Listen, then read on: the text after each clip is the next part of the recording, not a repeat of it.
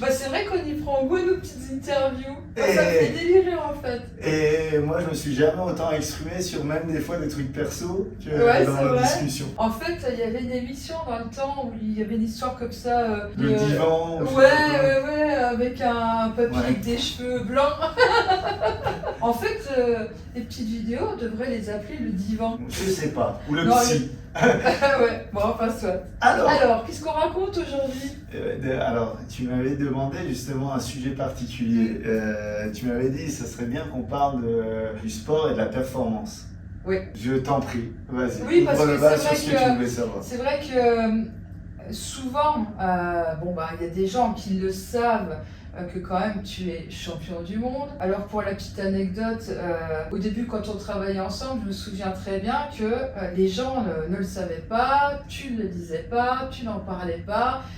Monsieur Zarine était très humble et moi ça m'énervait parce que j'avais envie que ça se sache, parce que je trouvais ça tellement fou, le rythme de travail que tu avais, les entraînements de dingue que tu faisais, parce que moi je me souviens très bien que il travaillait ici et il est parti sur Nancy faire ses entraînements après la journée de travail. Tu revenais, tu bossais parce que on était en pleine évolution, etc. Enfin, il y avait un boulot de dingue. Et en fait, quand les gens ils parlaient, j'avais envie de dire, tu sais à qui tu causes. D'ailleurs, il y a un paquet de fois où je l'ai dit.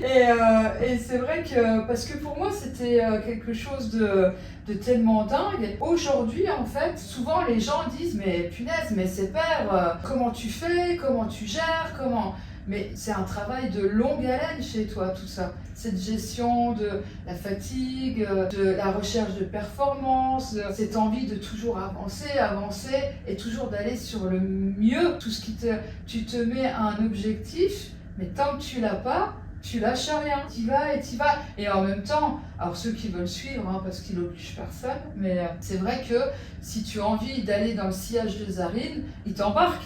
Mais faut suivre. Alors, c'est rigolo, ça fait tellement de choses sur lesquelles il faut qu'on parle. Il faut qu'on garde cette histoire de sillage, il faut qu'on garde, on en parle dans quelques minutes. En fait, oui, pour te redire moi, mon parcours, toi tu le connais, mais j'ai commencé le Kung Fu très jeune. Mon truc c'était le Kung Fu traditionnel dans un premier temps, puis en combat, boxe chinoise, c'était vraiment ça mon truc. Et j'ai eu la ceinture noire, et puis je faisais les compétitions, et je faisais tout le temps je faisais plutôt pas mal de podiums, Coupe de France, Championnat de France et tout ça. Ça m'a permis d'intégrer l'équipe de France. Donc, alors, toujours pareil, comme tu dis, quand j'ai un truc dans la tête et que je lâche pas, c'est par exemple pourquoi je suis rentré en équipe de France. Je suis rentré en équipe de France de Kung Fu de boxe chinoise parce que en fait c'était l'année des JO de Pékin et que d'un coup le bruit a commencé à courir que comme c'était les JO de Chine, peut-être le Kung Fu deviendrait discipline olympique. Ah oui, oui. Donc moi qui avais arrêté le Kung Fu et les combats parce que j'avais déjà basculé en professionnel en kickboxing et boxe thaï, je suis revenu en Kung Fu, refaire les podiums qu'il fallait pour être intégré en équipe de France pour que si jamais ça passe au JO, que j'aille au JO de Pékin. C'est ce qui s'est passé, c'est-à-dire que j'étais déjà dans le monde professionnel kickboxing, boxe thaï, du coup j'ai commencé à reprendre le Kung Fu et les combats en Kung Fu, du coup j'ai été pris en équipe de France. Du coup, il y a eu pas mal de choses. Un de ces jours, je te raconterai un peu des anecdotes en équipe de France. Et puis, malheureusement, c'est pas passé au JO de Pékin. Et du coup, j'ai arrêté et j'ai repris le monde professionnel kickboxing, boxe thaï. Et donc, en fait, et là où tu parles de recherche de performance, tu as raison, c'est que quand j'ai basculé en kickboxing et boxe thaï, je suis passé en professionnel parce que je trouvais que j'étais dans ma zone de confort en Kung Fu. Il y en a plein qui connaissent l'anecdote, donc je vais pas la raconter à nouveau, mais c'est parti d'un combat particulier où je me suis dit, je suis trop dans ma zone de confort et il faut que j'aille maintenant sur le sport professionnel, kickboxing, boxe thaï, et je suis allé retrouver mon ami, entraîneur, coach, manager et frère de cœur, Orlando 8 à Nancy. J'étais fan de lui pendant que j'étais plus jeune. Je suivais ses combats. À l'époque, il n'y avait pas toutes les chaînes aujourd'hui qu'on a au niveau qu'on a maintenant. Donc il fallait aller louer des cassettes pour revoir des combats qu'il avait fait à l'Ultimate Fighting ou des choses comme ça. Ah, mais t'es pas né en 2016. Et du coup, j'étais fan d'Orlando 8. Allez faire une petite recherche sur lui. Orlando 8, c'est une légende, pour ceux qui savent, du pied-point. C'est-à-dire qu'en fait, Parce qu'aujourd'hui, beaucoup de personnes partent en Thaïlande, s'entraînent en Thaïlande, combattent en Thaïlande.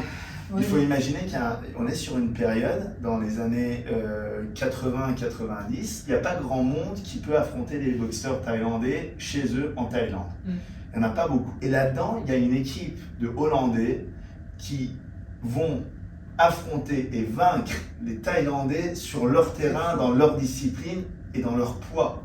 Dans leur poids préférentiel, parce qu'ils n'ont pas beaucoup de poids lourds, des chartons, c'est des catégories particulières. Ils sont vifs. Non, mais ils sont nés là-dedans, et ils boxent comme nous on boit le café. Et c'est un truc de fou. Et en fait, cette équipe de boxeurs hollandais, c'est une équipe de légende. Dedans, il y avait Rob Kaman, Ramon Dekers, Orlando Heat, c'est ce groupe qui est parti affronter les Thaïlandais sur leur terre et qui les ont battus sur leur terre. C'est un truc de dingue. Donc moi je suivais ce personnage.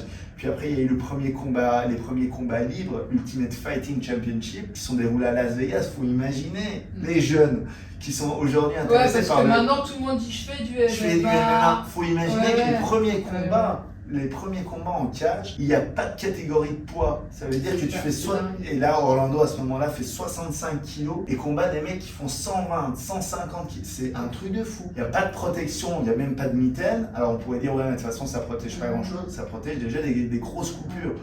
Prendre des phalanges ou prendre des mitaines, c'est pas tout à fait pareil. Pas de catégorie de poids, pas de limite de temps. C'est-à-dire que le combat ne s'arrête que quand il y en a un qui est HS. C'est quelque chose de dingue. Et Orlando Heat est un des premiers à participer et à passer les tours et il perd en demi-finale. Mais c'est un truc. Et t'enchaînes les combats dans la soirée. Donc et puis je crois que c'est un mélange vraiment de discipline. On pouvait être aussi bien en face d'un boxeur anglais que de quelqu'un qui fait je sais pas quel autre sport. Aujourd'hui, en fait, le MMA est devenu carrément une discipline. Les gens s'entraînent à faire de la boxe pied-point et puis un au sol, frapper au sol. À l'époque, c'était pas le cas. À l'époque, chacun était un peu figé dans son domaine. Et tu avais un boxeur qui affrontait un boxeur thaï, un karatéka. Mais c'était vachement marrant. Déstabilisant. Et c'était excellent à cette époque-là. Bref, je passe tout ça pour dire que il y a cette énorme légende qui vit à Nancy, que je suis depuis longtemps, qui est d'origine hollandaise, que je suis d'origine surinamienne et qui est hollandais, que je suis depuis des années, et quand je me dis je suis trop dans ma zone de confort de Kung Fu, je sais que c'est lui qu'il faut que j'aille retrouver. Sauf que je sais que le gars, il est devenu entraîneur, c'est pas n'importe quel entraîneur. Quand tu as été avec un tel vécu de combattant, t'es pas un entraîneur normal, t'es un entraîneur, faut réussir là-dessus. Et du coup, ça a été des entraînements de dingue. C'est-à-dire quand il m'a accepté, pendant des mois et des mois, on a fait que des entraînements seuls, que lui et moi, donc des entraînements où j'étais mort. Et jusqu'à ce qu'il m'autorise à joindre son équipe de boxeurs professionnels. Et puis après, de là, il y a eu proposition de combat, et puis je combat en professionnel, et puis il y a la ceinture mondiale en kickboxing, et les choses s'enchaînent. Tout ça pour dire qu'en effet, tu as raison, ce rythme-là, moi j'ai vécu dedans, où il fallait allier la fac avec les entraînements, les combats, puis après travailler entraînement, combat, combattre le samedi soir, revenir bosser le lundi. Avec pas trop de bleu. Donc c'était ça, c'était fou. Et donc c'est vrai que tout ça a donné cette performance-là. Comme tu dis, ça a amené énormément de choses. Ça, c'est tout le côté très très difficile qu'il y a eu par rapport à la gestion des multiples carrières, c'est-à-dire chirurgie, boxeur professionnel et puis conférencier qui s'est rajouté. Donc ça a été ça en fait le gros truc. Donc voilà. Et puis voilà le parcours. Il y a eu ça, et donc la gestion de tout ça au début. Il y a eu aussi la naissance de ton fils qui s'est rajouté dans toute cette charge mentale de travail, parce que mine de rien, quand on a un enfant et qu'on est dans ce rouleau compresseur, un petit peu de tendresse qu'il faut intégrer dans tout ça. Je me souviens de cette période, et c'est vrai qu'il faut savoir gérer chaque poste. Chaque poste était important. Tu ne pouvais pas avoir une faiblesse sur ou la boxe, ou la chire, ou le petit. Donc il fallait être au taquet sur tout. Mais comment on fait finalement pour garder l'envie, garder la niaque, et ne pas se dire bon allez, le sport, de toute façon j'ai fait mon temps, j'arrête, ou je vais me concentrer que sur la chirurgie, ou bon maintenant que je suis papa, voilà. Et toi tu as toujours gardé la niaque pour tous tes sujets en fait. En fait je suis un pitbull. Ouais, c'est ça. Je suis un pitbull. Quand j'ai un objectif, je lâche pas jusqu'à ce que je l'atteigne. Ouais. Et j'ai ce truc de la performance et ce truc-là qui est en moi, que j'ai développé. Mais je pense vraiment qu'en fait, il faut absolument se passionner pour ce qu'on fait. Je pense que c'est la règle d'or. Une fois que tu as obtenu, que tu as cette passion, il faut être un pitbull et ne pas lâcher l'objectif que tu t'es fixé. Oui, c'est ça, ouais. Et après, du coup, c'est la discipline et la volonté qui vont faire que la gestion du temps, c'est autre chose, j'en ai déjà parlé, mais cette discipline va faire que, comme tu lâches pas, tu vas performer dans tout ce que tu fais. Et c'est là où c'est très intéressant, et c'est là où tu parlais de sillage, c'est que le sport, c'est génial en fait. Le sport est vraiment un moyen d'évacuer au quotidien le stress, les tensions, d'être bien physiquement, donc de se sentir bien dans son corps, donc c'est un élément qui est indispensable. Et à un moment donné, il y a du monde qui rentre dans ce sillage-là. Tu veux raconter comment toi t'es rentré dans ce sillage? Ah oui, moi je suis rentrée dans ce sillage parce que quand j'ai découvert l'implanto, quand on travaillait ensemble, déjà ça j'ai tout de suite été passionnée par le sujet, ton envie d'aller loin, et je savais tes objectifs puisqu'on en parlait. Moi j'avais vraiment envie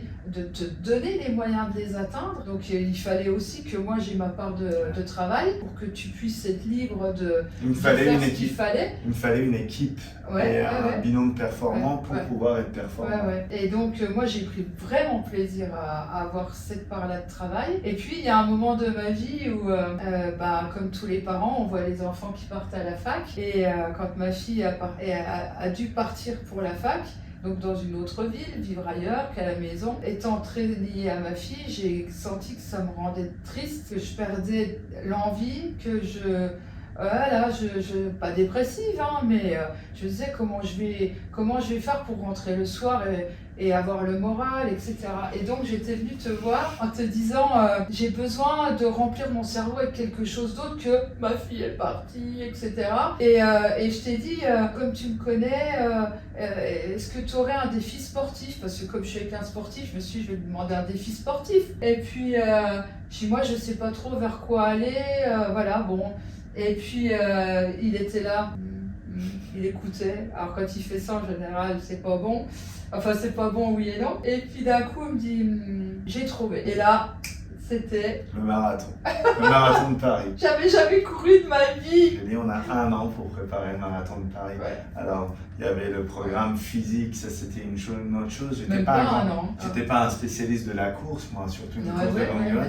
Donc en fait je m'étais rapproché d'amis qui étaient coureurs. Donc je t'ai fait un programme sur mesure grâce à mes amis marathoniens. Moi je savais que l'impact que moi je pouvais apporter c'était le mental. Donc en fait là où mes amis avaient fait le programme que je t'ai transmis, moi, c'était sur l'impact mental que je jouais. C'était énorme. Et là, j'ai vu toute l'importance du sport parce que moi, je faisais un peu d'équitation, j'ai fait beaucoup de marches en montagne. Enfin voilà, c'était des trucs gentils quoi. J'ai jamais fait de compétition parce que j'ai toujours détesté la compétition. Mais là, vraiment, j'avais besoin d'un truc. Et ce qui était dingue, c'est que ce qui m'a enrichi, les deux m'ont enrichi. À la fois courir seul et sur des distances où tu n'as que le temps de réfléchir à toi ou à un sujet XY. Une fois par semaine, il y avait un entraînement avec toi de 3/4 d'heure. C'était une tuerie. Oh la vache! On faisait de la boxe. On faisait de la boxe et puis tu me poussais dans mes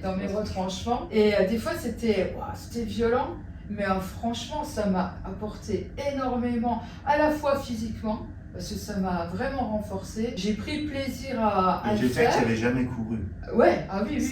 J'avais rien fait de cardio.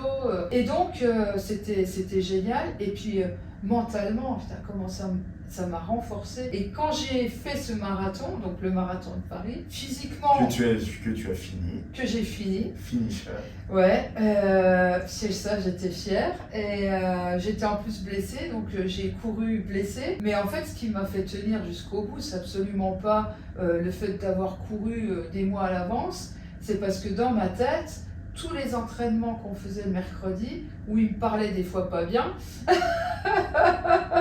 et quand je courais, et que j'avais plus envie de courir, que j'avais qu'une envie, c'était marcher, puis tourner dans la rue d'à côté pour me barrer, j'entendais que c'était « Allez, machin, des petites phrases, des petits mots, les trucs ». Et j'ai dit non, je continue. Et quand on arrive et qu'on passe l'arrivée, mais c'est un moment improbable. Et là, j'ai compris le kiff des sportifs de haut niveau parce que, waouh! Alors, pas pour dire que j'étais une sportive de haut niveau, mais c'est juste le fait d'arriver à cet objectif après un effort intensif, c'est une décharge d'adrénaline de dingue. Un peu ému, dis donc. Ouais, parce que je le revis et j'ai tellement adoré ça. Bon, je me sens plus le courage de refaire un deuxième marathon. Mais là, t'as un autre défi qu'on est en train de mettre en place, ça va être du lourd. On en parle bientôt. C'est du lourd. Mais tu sais, justement, ce que tu disais par rapport au travail mental. Et ça va, je reviens sur le but de cette histoire, c'est que par rapport à ma fille, justement, pour ceux à qui ça peut peut-être parler, eh bien, tous ces entraînements, effectivement, m'ont aidé à penser à autre chose, m'ont aidé à me renforcer et m'ont aidé aussi à finalement à montrer un exemple à ma fille. Et je pense que ça a été riche pour moi et pour elle, parce qu'elle a vu, parce que même elle, je pense qu'intérieurement, elle est aussi triste de me voir un petit peu fanée, parce que finalement, quand on aime ses parents, on n'a pas envie de les voir tristes. Et je pense que voilà, ça a apporté beaucoup de choses. Et d'ailleurs, elle s'est mise à courir avec moi après. Mais c'est important ce que tu dis, parce que je pense que tu sais, le meilleur exemple qu'on peut donner à son entourage, que ce soit tes enfants ou tes amis ou n'importe qui, je pense que le meilleur exemple, c'est l'action. Tu sais, en fait, on peut parler longtemps. C'est comme dans tout, tu sais comment je fonctionne. C'est mon truc, j'arrête pas de dire, c'est une phrase que je me répète à moi-même depuis que je suis enfant. Il n'y a pas de blabla, il faut agir. Le blabla sert à rien, il faut agir. Si tu parles mais que tu n'agis pas, si tu dis que tu vas faire ça mais que tu ne le fais pas, en fait, n'annonce pas quelque chose que tu ne vas pas faire. Si tu annonces quelque chose, va jusqu'au bout. Et du coup, tous ceux qui font du blabla m'énervent. Tous ceux qui sont sur leur parcours, sur ce qu'ils font, montre-moi ce que tu vaux, montre-moi ce que tu sais faire. Et l'action, c'est vraiment le meilleur exemple, parce que tu m'as demandé ça à moi, parce que tu m'avais déjà vu en action, parce que tu savais que je faisais des sacrifices pour m'entraîner. Tu savais, donc en fait, si je te disais, il faut faire tel sacrifice, c'était pas une voix qui sortait de nulle part, c'était quelqu'un que tu voyais le mettre en pratique, et du coup, tu disais, s'il me dit ça, il le fait. Et puis, justement, je me disais, le temps que tu as passé à faire mon programme, le temps que tu as passé à demander à d'autres personnes pour moi, toute l'implication que tu as eue dans mon projet, en fait, je me disais, putain, mais je peux pas lui faire perdre son temps. Et puis moi, me dire, ouais, c'est bon. Et ça aussi, c'était important pour moi. C'était une des phrases qui revenait dans les entraînements du mercredi quand on s'entraînait. Je te disais, me fais pas perdre mon temps. Me fais pas perdre mon temps. J'ai pas que ça à faire. Et tu sais, en fait, le truc, c'est que toi, tu connais mon fonctionnement. Je fonctionne par cercle. Je suis comme la mafia, j'ai mes cercles très proches, un peu moins proches, etc. et j'ai mes cercles comme ça. Et n'importe qui ne peut pas rentrer dans tel ou tel cercle. Dans le cercle des personnes qui me tiennent à cœur, en fait, et c'est là où tu parlais de sillage, c'est-à-dire que je donnerai tout. Je donnerai tout tant que tu fais les efforts pour. En fait, c'est ça mon truc. Et je fonctionne comme ça, vraiment pour ceux qui me le demandent, pour mes amis comme pour mes proches. Mais je ne vais pas faire l'effort pour toi. C'est-à-dire que, comme tu dis, tu me demandes un truc, j'irai jusqu'au bout. Je te suivrai, je te ferai ton programme, je serai là pour le mental. Ça, c'est un exemple que je donne. Ça peut être sur autre chose. Tu sais bien, tu veux développer d'un point de vue professionnel, je serai là pour toi. Tu veux faire ça, je serai là pour toi. Tu veux devenir speaker international, je serai là pour toi. Et je te donnerai toutes les clés qui, moi, m'ont aidé, je te les amènerai.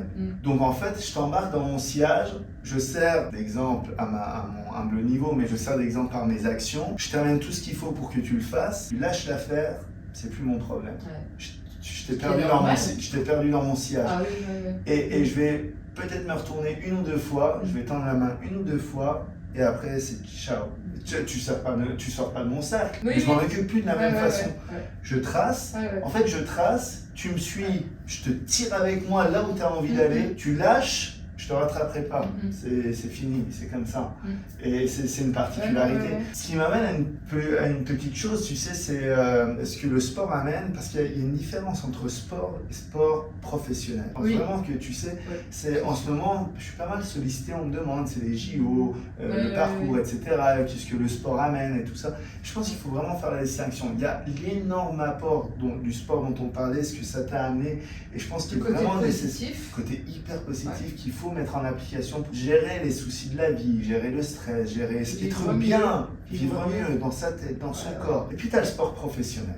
encore plus en sport de combat. Le sport professionnel détruit le corps. Ouais. Je pense qu'il faut vraiment faire la distinction. Et en combat, déjà que le sport professionnel détruit le corps, mais le combat, et déjà à la base, c'est quelque chose qui est... corps pour plus tard, pas au moment... Même au moment. Oui. C'est-à-dire, en fait, le combat est déjà destructeur puisque c'est un combat. Et le professionnel est destructeur. Tu mets les deux ensemble, tu les mélanges, c'est un cocktail Molotov le truc. Pourquoi je dis ça? Parce que tu t'entraînes, tu pousses ton corps à l'extrême, tu pousses tellement ton corps à l'extrême, t'es pas... Par exemple, quand on s'entraîne, on va pas aérer la salle, être en mode se ressourcer, oxygéner. Non, on va se mettre dans le rouge pour qu'au moment du combat, si les choses se passent mal, être capable de réagir et continuer à bloquer les coups et à être concentré, alors que tu es dans le rouge, tu n'as plus d'oxygène, etc. Donc on va se mettre dans cet état avant. T'as pas ta petite bouteille de prot comme on voit les jeunes qui font des fois leur truc. Tu n'as même pas le droit de boire pendant les entraînements pour te mettre dans un tel niveau de stress du corps que tu es capable de gérer, c'est-à-dire que tu as une telle fatigue physique, mentale, mais qu'après, malgré ça, tu puisses encore bloquer les coups, répondre et tout, alors que ton corps est à bout. Donc en fait, tu pousses le corps à l'extrême comme ça, donc tu l'abîmes, tu te blesses et tu continues à t'entraîner, tu es professionnel, tu vas pas arrêter, tu as accepté un combat, donc s'il faut aller au combat blessé, le nombre de combats que j'ai fait blessé, jamais je suis allé à un combat dans ma meilleure forme. Si, peut-être quelques-uns, mais il y a eu des combats où je suis parti avec la cheville, l'entorse à la cheville, avec les côtes pareil. Des combats que j'ai fait avec côte cassée du début à la fin. Donc en fait, tu pousses tellement la machine que, alors, l'avantage que ça a, c'est que ça te crée un mode machine, c'est-à-dire la recherche de la performance, le dépassement de soi, le dépassement de la douleur, tu as ça dans le sang après. Tu as grandi avec, on t'a entraîné avec, tu as la voix de ton entraîneur, de ton coach qui te parle, c'est un truc de fou. Ça, c'est tout ce que tu gagnes et ça te donne un bagage incroyable. Et puis de l'autre côté, ça amène ce côté un peu destructeur. Donc il faut vouloir perdre quelque chose, donc perdre un petit peu de ta santé pour accéder à ça. Donc ça a été ça m'a apporté ça et je regrette absolument pas et j'adore. Mais je voudrais faire cette petite différence entre les deux, entre le sport qui t'amène à un bien-être physique et un apport positif et le sport professionnel qui est plutôt destructeur pour le corps. Et parce que tu sais, t'arrives à un moment dans la performance. Faut quand même parce que tu vois, quand je t'entends parler comme ça, on pourrait se dire, tiens, s'il y a des gamins qui écoutent ça, ils vont se dire, ah ouais, c'est destructeur. Tu vois, je veux dire. Je pense que c'est important. Ouais, c'est important, mais comme tu le dis, il y a quand même toutes ces années de bonheur que tu as à gagner, à avoir la relation avec le coach, tout ça. Ah mais bien sûr. C'est fou la balance. C'est bien sûr. Mais ce que je voudrais, si tu veux par ça, c'est que et c'est le discours que j'aurai avec mon fils le jour, si un jour il voudrait. Et d'ailleurs je le pousse pas et tu le sais. Mais le truc c'est que mets dans la balance et choisis. Ne crois pas que ça va être rose en fait le truc. C'est-à-dire que tu veux accéder à ça, à l'adrénaline, le truc du danger, la fame, être connu, être reconnu, être un peu, tu vois, être un peu sur tous les trucs. Mais c'est au prix de ça, c'est au prix de t'as pas envie de t'entraîner, tu t'entraînes mon gars. Tu vas pas par plaisir, tu t'entraînes parce qu'il faut s'entraîner. Si t'as pas envie, c'est là où il faut s'entraîner, c'est là où tu vas dépasser ta volonté. Tu vas pousser ton corps à l'extrême, tu vas pousser ton mental. T'es prêt à faire ça? T'es prêt à faire ça sur une longue période? Je parle pas d'une épreuve, tu sais, où tu te dis, là je vais faire un truc où pendant une semaine, je vais me mettre la misère. Non, t'es parti sur une carrière. Tu vas faire ça sur une carrière ou pas? Si t'es prêt à faire ça, va dans le monde professionnel. Sinon, prends du plaisir à faire du sport, à développer, à te dépasser, mais t'es pas obligé de tomber dans cet excès-là, tu vois. Donc c'est vraiment le double chose, mais il faut le connaître pour pouvoir faire son choix. Dernier petit point, ça va certainement choquer, c'est ce que je vais dire, mais tu sais, quand tu as des hommes politiques, des journalistes, des bien-pensants, qui vont parler du dopage, qui vont dire « Oh, Damien, nanana, oh, le sportif doit être un exemple. » D'accord. Quand tu es à ce point-là, je me suis jamais dopé, mais si on m'avait à un moment donné de ma carrière, avec une marque de bouteille rouge. Ah, Coca. Ouais. Et que, C'est ta tu seule peux prendre- gamme. je me souviens d'un de mes combats où je dis à Orlando, avant mon combat, est-ce que je prends un Doliprane ou un Advil pour un peu moins Moi, sentir. j'imagine même pas la réponse. Non, mais tu imagines le départ, je Ah dis, est-ce que ouais, je prends un Doliprane ou un Advil avant le combat pour moins sentir les coups? Et puis il a dû dire un truc genre tu te prends pour ma grand-mère ou je Non. sais pas quoi. Orlando, la phrase a été magnifique. Il me dit, ah oui, tu peux prendre, t'es libre. La seule chose, c'est que tu sauras pas ce que tu aurais fait comme combat si t'avais pas pris. Ah oui, bah ouais, ouais. C'est bon, le truc Ouais. était réglé dans ma tête. Plus jamais je me suis dit ça. Mais donc, comme quoi le coach est important. Ouais. Mais si tu veux, tu es dans un tel parcours, tu es dans une telle recherche de performance, où tu sais aussi qu'il y a des gens qui prennent des trucs, que si jamais tu tombes sur un coach ou quelqu'un qui à un moment donné, tu vois, Orlando avait eu cette intelligence de me dire ça. Mais s'il m'avait dit à ce moment-là, non mais ça sert à rien, par contre si tu prends telle autre chose, tu vas être meilleur au machin, je te promets que je le prenais. Et tu peux avoir tous les bien-pensants de la Terre qui disent, oh c'est pas bien le dopage, mon gars. Ça fait des mois que je m'entraîne, je veux ce titre-là, je vais aller le chercher, même si tu me dis le truc que tu es en train de prendre, c'est pas juste, c'est pas gentil, et puis ça détruit tes reins, t'y vas. C'est à ce côté-là, le recherche de la performance et la compétition. D'où aussi le fait d'être bien accompagné. Complètement. C'est Le hyper coach important. est hyper important. Ouais. Donc voilà un peu si tu Moi, veux. si tu m'avais pas accompagné sur cette période d'entraînement, je serais même pas allée à Paris, je pense. Ouais, je sais. C'est certain. Je sais. Et d'ailleurs, on en reparlera peut-être dans une prochaine vidéo, mais j'ai refait appel au coach. Mais on en reparlera une autre fois. Autre chose, juste pour finir, est-ce que dans justement cette recherche d'adrénaline, du sportif de haut niveau, De performance. du chirurgien dans la performance, est-ce que dans tout ça, pour toi, il y a aussi la recherche de la reconnaissance, on va dire, visuelle? La célébrité, ouais, se sentir parce que célèbre. tu as la reconnaissance avec tes ceintures, avec tu es quand même président de l'ITI, enfin je veux dire dans ton domaine, tu es reconnu pour ce que tu sais très bien faire. Mais est-ce que le fait d'être entre guillemets reconnu dans la rue ou des choses comme ça, est-ce que ça a quelque chose qui t'intéresse? Alors c'est rigolo, tu sais, ça. D'après toi, ça m'intéresse ou pas? Alors moi, je dirais, il y a deux réponses. En général, pour moi, genre ici, dans la rue, ou voilà, non. Mais j'ai remarqué que dans certains endroits, dans certaines conditions, où je sais pas, des moments, il y a des moments où je sens que, comme je dirais des fois, tu fais le kéké. Kéké des plages.